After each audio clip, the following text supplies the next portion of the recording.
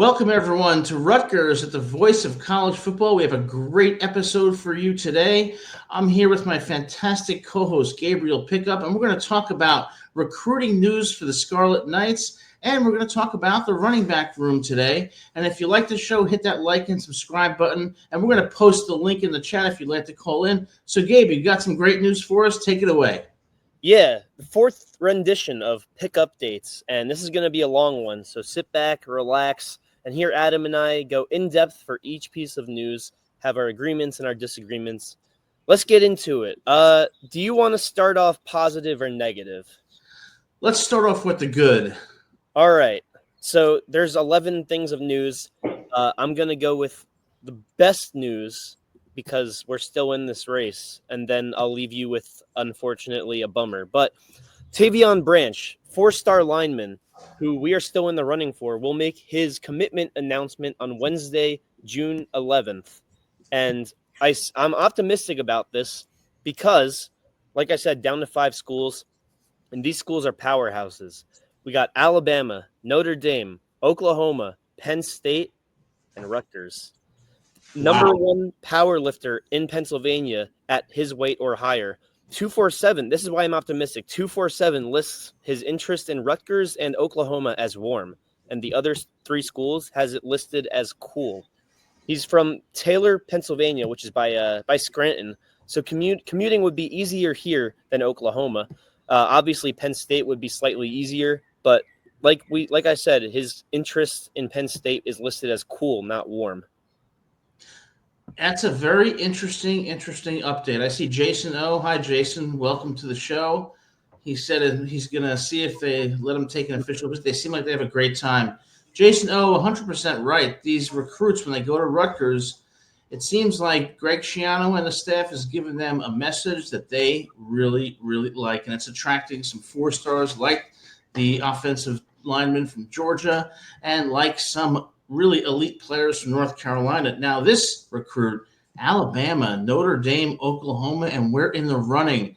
This is impressive stuff. So Greg Schiano is doing something right, and Rutgers is going to be a surprise team, it seems, in 25, 26, and going forward. What do you think? Yeah, that's why I'm optimistic, because if we're in the running with these big-name schools, even if we don't get these guys, it shows that we're at that level when it comes to recruiting, where we're not to be taken lightly. We're here to steal your guys. We're here to steal your commits. We're here to steal guys before they even think of your school. And that goes for, Nittany Lions. That goes for Sooners. That goes for Seminoles. That goes for Spartans. If your school is a powerhouse school, just know that we are there and we can steal your guy. And I don't say that, with a grain of salt.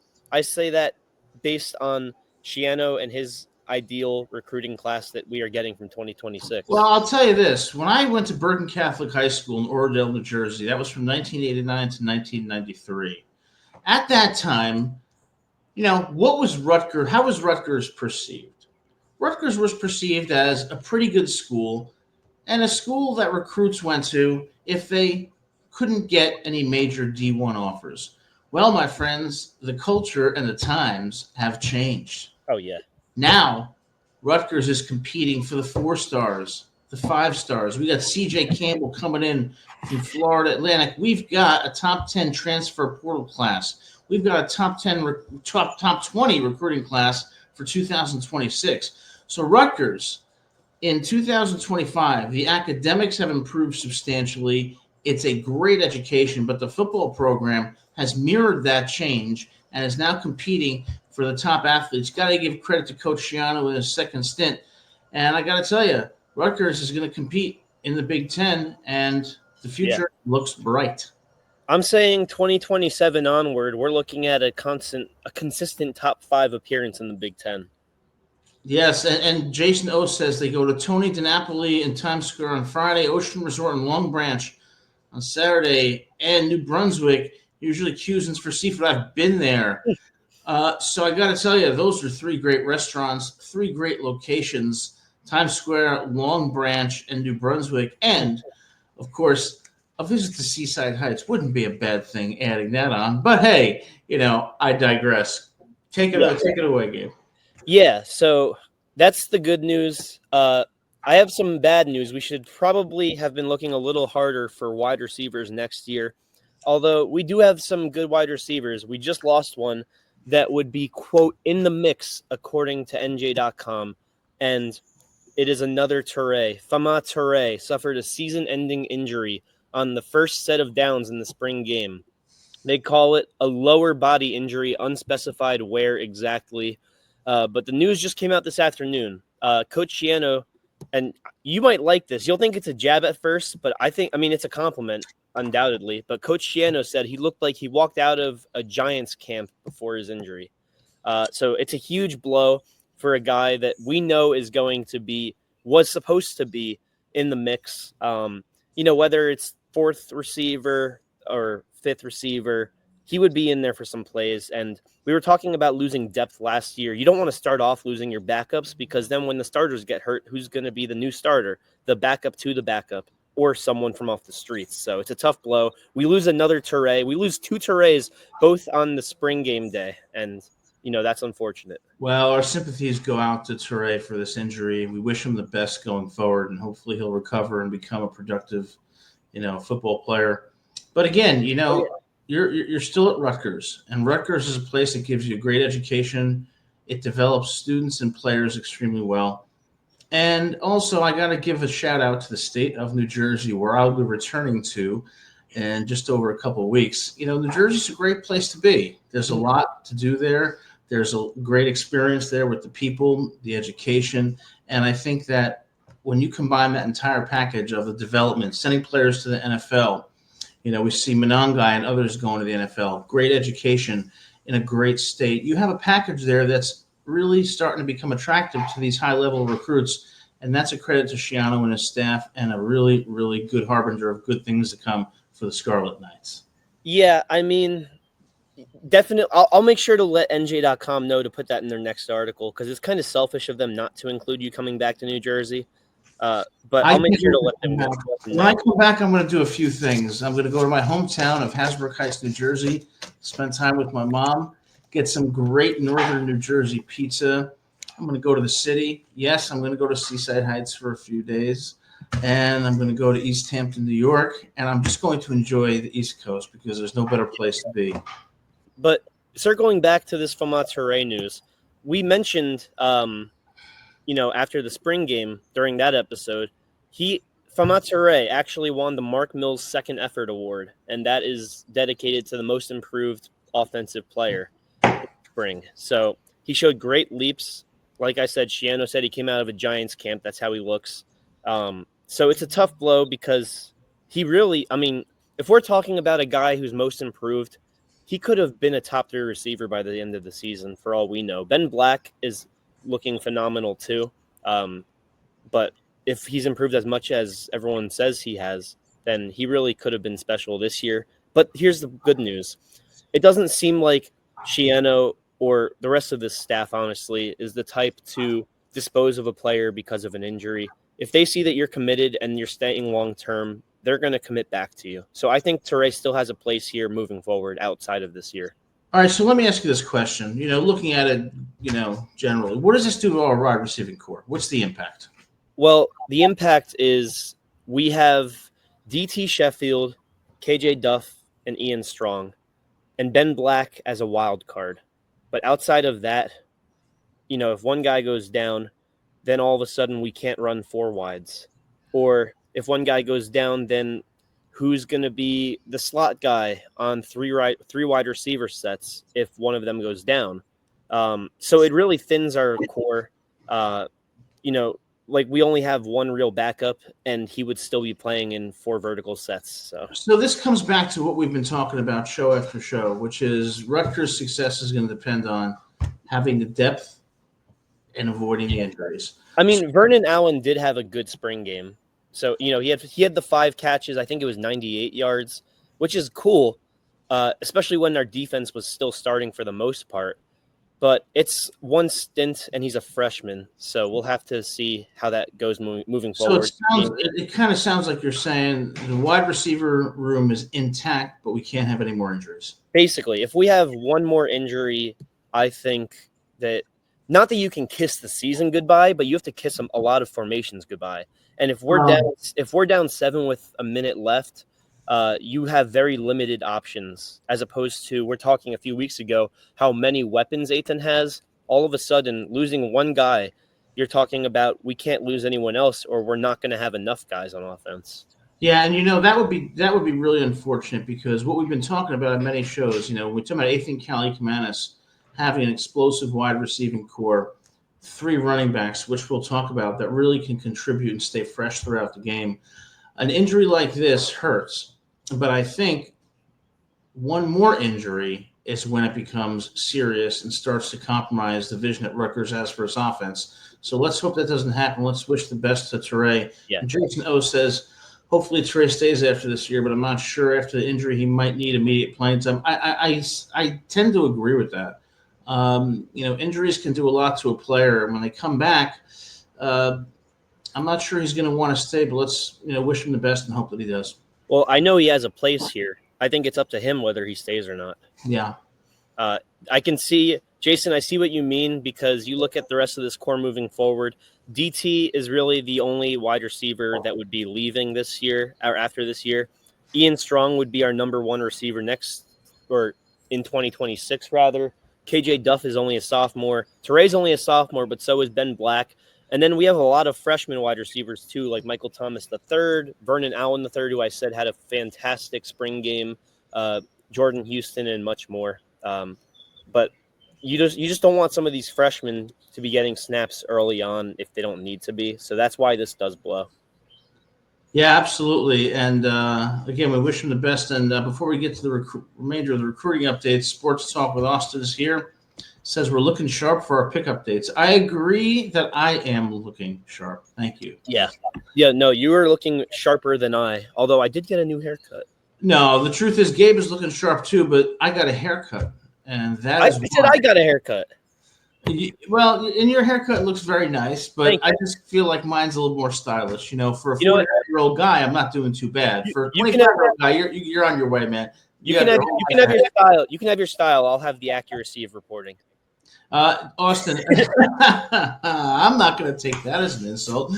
Austin says I could play wide receiver. No, I could not play wide receiver. Where I could play, however, is running back, because I'm tough and I don't go down easily. Or that was the case back in 1989. I'm not so sure it applies today. But let's head up with those recruiting updates. What else do you have for us? We can't prove you wrong, Adam. So I'll choose to agree with you for now. And if anyone proves me wrong, then I'll just blame it on you. It's called teamwork. So I think you could actually be a phenomenal tight end. And speaking of tight ends, tight end DJ Howerton commits to Rutgers from, I'll let you guess which state. If you had to guess which state and what is the theme of states, go ahead and give a guess here, because you might be able to get it. Georgia? Close. Alabama? Little north of Georgia. Tennessee? Ooh, you're close. Northeast of Tennessee. South Carolina? One more up. North Carolina. Yeah, there we go. 5 tries, but he gets it. No, you're good. I say that because it's interesting, right? 3-star recruit. But like I said, he's a tight end, but he was recruited hardest by defensive assistant coach Scott Vallone per 247 Sports. And I say interesting because obviously they wouldn't work together too much unless it's full scrimmages, really, or situationally. But Vallone has recruited Tyrell Simpson from Leland, North Carolina, and Brady Owens from Arlington, Virginia. So that mid-east or southeast coast area, it seems like he's steadily recruiting.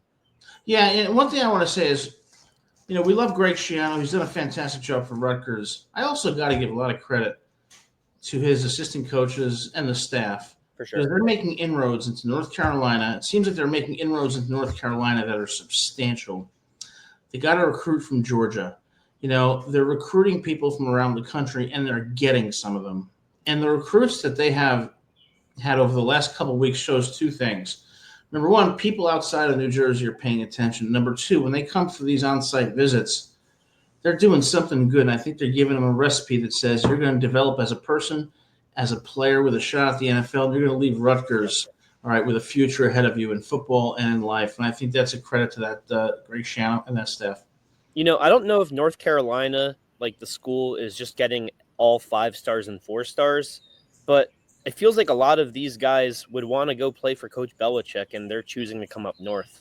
Yeah, I think this says one thing that's very important. So, a 3-star athlete coming out of high school, whether they develop into a competitive Division I athlete at schools like Alabama, Ohio State, Michigan, Texas, Florida, it really depends on the fit with the culture.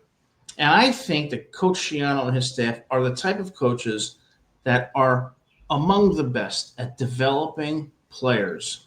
And I think the players are resonating with that message, with the culture, and with the standard that Rutgers is establishing as wanting to be a Big Ten champion, make that playoff, even contend for a national championship. I mean, with President Tate on board from LSU, we know LSU is a university that's filled with championships and a championship mindset. So from the top to the bottom, Rutgers has the right culture.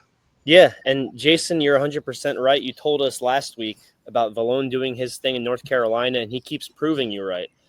DJ Howerton, so he goes to Grimsley High School in Greensboro, North Carolina, 6'4", 220. So hopefully that means he can develop into a blocking tight end.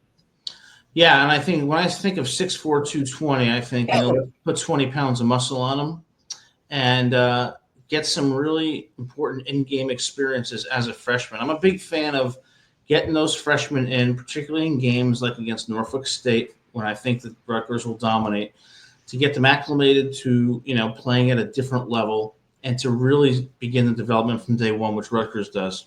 Yeah, hopefully against Norfolk State or Purdue. I know when I was playing modified football in middle school, we would have a fifth quarter so that all the backups could play. Hopefully we kind of get some fifth quarter action out of the games against Purdue or Norfolk State, even Miami of Ohio, where you can kind of play around with some sets, try some things out with like 8 minutes to go. Hopefully. Are you saying that you were the star of the fifth quarter in your modified football league? So I was starting on the return team as a blocker, but I only started like a handful of games at right guard. But for the most part, I was the fifth. I bet you got penalized a lot, right? Holding.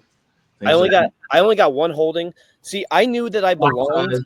I knew that I belonged in modified football when I pancaked a guy twice my size. Hey, I'll give you credit for that. So, hey, you deserve it. So, one thing I've been noticing is that Rutgers is landing recruit after recruit after recruit. Anybody else they've you're going to love this one. This is one of the most exciting instances for me, and that is Michael Dukes. Sick name for a running back. He flips from Toledo to Rutgers, from Detroit, number 1 back in all of Michigan. Wow. 6'1", 195. So he's listed as a 3-star, which you'd think there'd be a 4-star running back in Michigan. But he's a top 30 Michigan product regardless. Number 1 running back in Michigan coming to Rutgers. So we've got Rutgers going to Michigan, getting recruits, flipping somebody from Toledo, North Carolina, Georgia. Yeah. I mean, Michigan is probably a top 3 football state, maybe top 5. It's definitely top 5. Yeah, and Gabe, I kind of feel like last season, the 2024 season, I feel like it had a transformative effect on Coach Schiano. Because I think Schiano knew last year this team could have 9, even 10 wins. And when that didn't happen because of the injuries, and unfortunately because of some substandard play, I think Schiano said, never again is this going to happen. Never again under my watch, under my second stint.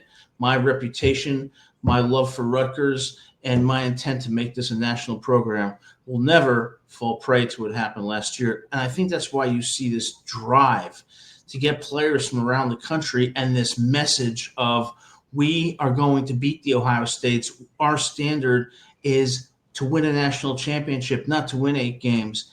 And I think when you combine that with the coaching and development and the education at Rutgers, you have a recipe for success that can rival Ohio State, that can rival Georgia. And, so it's kind of like what happened last year may seem negative, but the positives that are going to come from it are going to be immeasurable. Absolutely. And with these guys, I like to go into their statistics and their accolades in high school, but we just got so many guys this past week that I'm keeping it to what you, the viewer, would like to know. Because every guy that comes from high school into college is going to have amazing numbers in high school. So with that being said, let's get to know some more of these guys and what makes them stand out outside of statistics. Next up is 3-star safety / nickel. That is how he describes himself. Latrell Noel, which is a tongue twister of a name. He also commits. You're gonna like you want to know his 40-yard dash? I'll give you one hint. It's better than Kyle Monangai's. I'm gonna guess a 4.5. If you round to the nearest 10th, you are correct. It's a 4.53. Wow. Now that's Division I caliber. Yes, it is. That's the kind of safety we need, against the Ohio States, the Penn States, Yes. Oregon. And guess what? He's class of 2025. Oh man, He's coming. Where's he from? He is.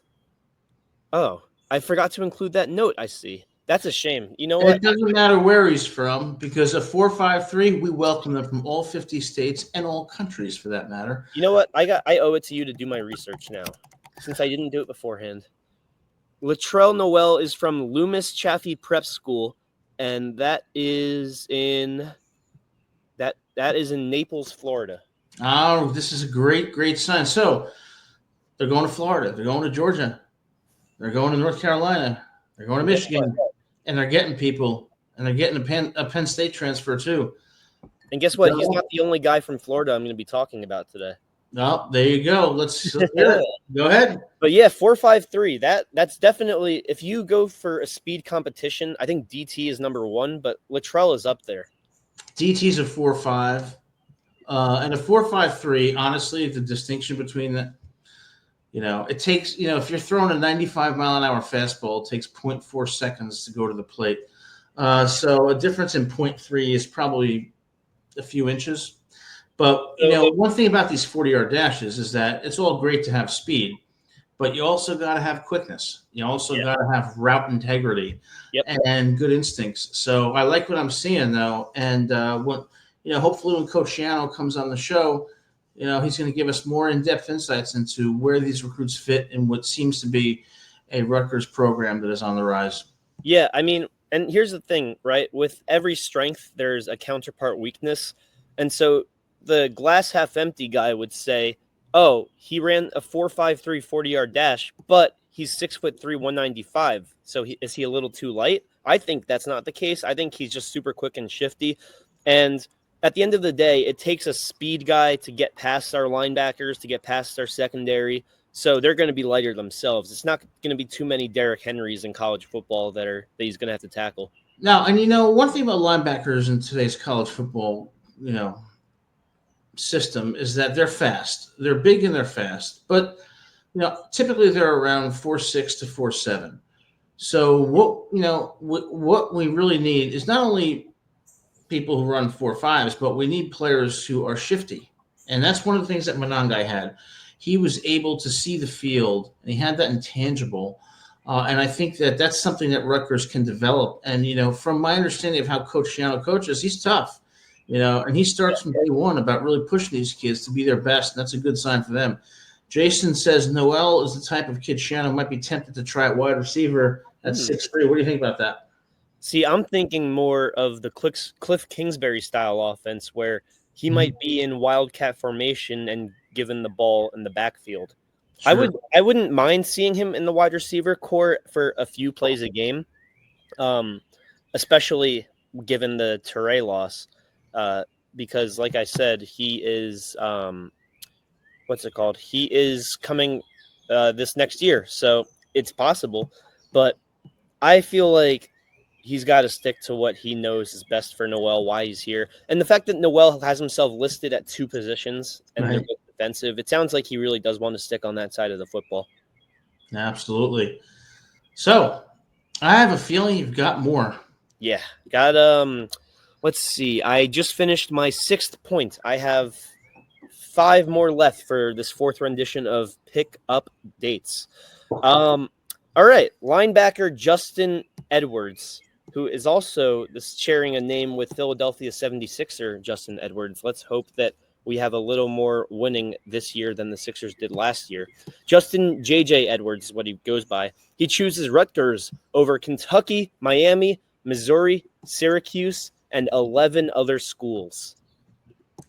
All right. So, when you look at these recruits, one of the good indicators of, their potential, I wouldn't say a good indicator, but one indicator is where other schools were recruiting them.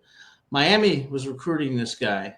Kentucky was recruiting this guy. And Syracuse, who landed Kyle McCord last year, who threw for the most yards of any quarterback, and he chose Rutgers. Once again, Rutgers is doing something right that other schools aren't doing. Now, it's not like Rutgers is paying these kids millions of dollars like a Texas is paying Arch Manning or Florida's paying DJ Lagway. So something about what they're doing is working, and that bodes well for the Scarlet Knights. I think, a lot of these guys have to know each other, given the fact that they're coming from the same states. They've probably played against each other. And so seeing this domino effect of guys coming to Rutgers might be inspiring some of their peers. Yeah, and hopefully we'll get to interview them when we go to Shea State next year, and we're going to be reporting on site, particularly at that Iowa game, the turning point in the Rutgers season where the fork in the road comes, and we defeat the Hawkeyes and go ascend into a top contender in the Big Ten. Yeah, I was saying these guys are from similar areas. He's also from Florida, but he's on the other side of it. He's from Edgewater High School in Orlando. And we got to play him at outside linebacker, I assume, because he's 6'2", 205. Not quite enough beef up the middle, in my opinion. Well, one thing about those linebackers, they got to have great lateral speed and great, their eyes. They have to be able to see the play, fill those gaps, and we'll see. Because it always comes down to those intangibles. If you're a 5-star, 4-star, 3-star, do you have those intangible skills that, are going to elevate you to the next level? It seems like with the coaching at Rutgers and the type of players that are committing, the answer to that is yes. Yep, I agree. And so I have 2 more recruits and then 2 other pieces of news that aren't about recruits. But the second to last recruit is Riel Kelly, 3-star free safety, has committed. And what's funny about him is my Knicks just lost, so maybe this is why it's on my mind still, but I can't help but think he looks just like Miles McBride. And if he can play defense like McBride, then he is more than welcome in the Scarlet Knight Nation. Now, he is 6'3", 180, so a little on the light side, from Winton Woods High School in Cincinnati. Okay, this great state of Ohio. I actually got my law degree from Ohio State, so always like our friends from Ohio. One of the questions I always have about these recruits is what high school did they go to and what level did that high school play at? Like, for example, New Jersey, Bergen Catholic is a parochial A, Group 4 school versus, say, my hometown, Hasbrook Heights High School, which has good players, but is a Group 1 school. So, when you're looking at these recruits, what types of high schools are they going to? Would you say competitive ones? Oh, yeah, especially from Pennsylvania, the ones that I can speak to.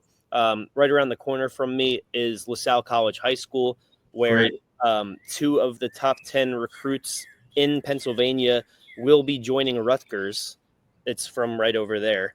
I can't quite see it. There's some bushes in the way, but it's one of the 2 top high schools in the state, and 2 players from LaSalle College High School, which is elite competition, breeding elite quarterbacks, elite offensive weapons, defensive weapons. They're going to be coming to Rutgers. Now, when it comes to these other states, I can't quite say. I can only speak on, how they're ranked in high school. And so far, every guy we've covered is a 3-star. So that's great to hear. That's all potential, right? 3-star is the intangibles, the coachables, the potential. That's where it is. It's 3 stars. 4 stars and up, they're supposed to be rather diamonds, but 3 stars. The number 1 recruit from Michigan is something. I mean, it's like in New Jersey when you look at high schools that recruits are coming from. If they're coming from a Bergen Catholic, Don Bosco, St. Joe's, a Seton Hall Prep, these kids have been battle tested at the high school level because they're facing tough competition each week. They're in close games against athletes that can match their physicality, and that's what we're looking for. So it seems like from from your neck of the woods, that's Yeah. who we're getting. Yeah, absolutely.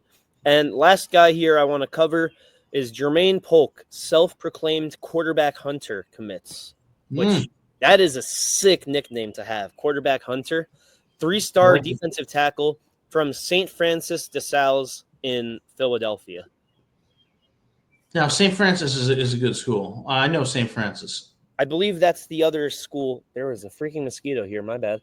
I believe that's the other school that is right up there with LaSalle College for pretty much all of Pennsylvania. Excellent. So we're getting guys from these top programs. None of these commits are in Jersey. Well, that's what I was saying before. Now New Jersey gives you a lot of solid recruits, but New Jersey is not going to supply you with enough recruits, of course, that are going to make the team. We're talking Florida now, Georgia, Ohio, Michigan, Pennsylvania, North Carolina. And how is Rutgers able to do it when they don't have the type of NIL that a Texas, Ohio State, Michigan has? They're doing it because they're offering these kids something, and it goes back to the intangibles. They're offering them something that is going to benefit them as players and hopefully getting to the NFL, but also in life. And that's why Rutgers University is becoming and is now ranked among the top 50 universities in the United States. That's an attractive recipe for a player who wants to become a good football player and a great person. Jason O says he prefers public school recruits over the parochial schools. More NJ kids make the NFL from public schools. That's probably true, Jason. And at the end of the day, what I look for is what's the level that you played at in high school, and what's your film look like, and how do you fit with the culture. So certainly a lot of kids from public schools are a great fit for Rutgers. So do you think that all of these out-of-state recruits are going to help us get some guys that we've missed out on in the past, like the Saquon Barkleys or the Jonathan Taylors that, they're from the area, they're from North Jersey, born and raised, even though Saquon moved to Pennsylvania later on, that they were just too big for the program at the time. Do you think that these out-of-state recruits are going to help with that in the future, that we don't miss out on a top New Jersey recruit? 1,000%. And I've said this months ago, and I think you might recall this when I said, once we start getting a couple of 5 stars, some 4 stars, it's going to have a domino effect, because then other 4 stars and 5 stars are going to say, hey, going to Rutgers over at Georgia or Ohio State or Bama, is something that is legit. And when these kids from Florida or Georgia or Ohio or Michigan, Pennsylvania go on an on-site recruiting visit at Rutgers, they're going to have somebody from their home state saying, hey, here's why I came here and here's what it can do for you. So I think that absolutely it enhances the attractiveness of Rutgers and the quality of players that they will obtain. So do you think that this is sort of the widest variety of out-of-state commits? And also with Jared Smith, you referenced him earlier when you said the 4-star offensive lineman from Georgia. Yeah. Do you think that he is the most significant commit that Rutgers has had in recent history? Yes, I think he's absolutely the most significant recruit, and I'll tell you why. I live in Georgia, and I will tell you that I live about an hour and a half from Athens. Kirby Smart has a hold on Georgia. You don't get an offensive lineman from Georgia who says no to the Bulldogs. Now, we have had something that is a complete anomaly. Somebody who I'm sure Georgia recruited hard, but decided to go to New Jersey, a state he's probably never been to. Okay? He decided to go out of state, start his education somewhere else where he's not going to be close to family or friends. Well, something must have pulled him there. Yeah. And when the first domino falls, then it becomes easier to get the rest. Now, Jason O says,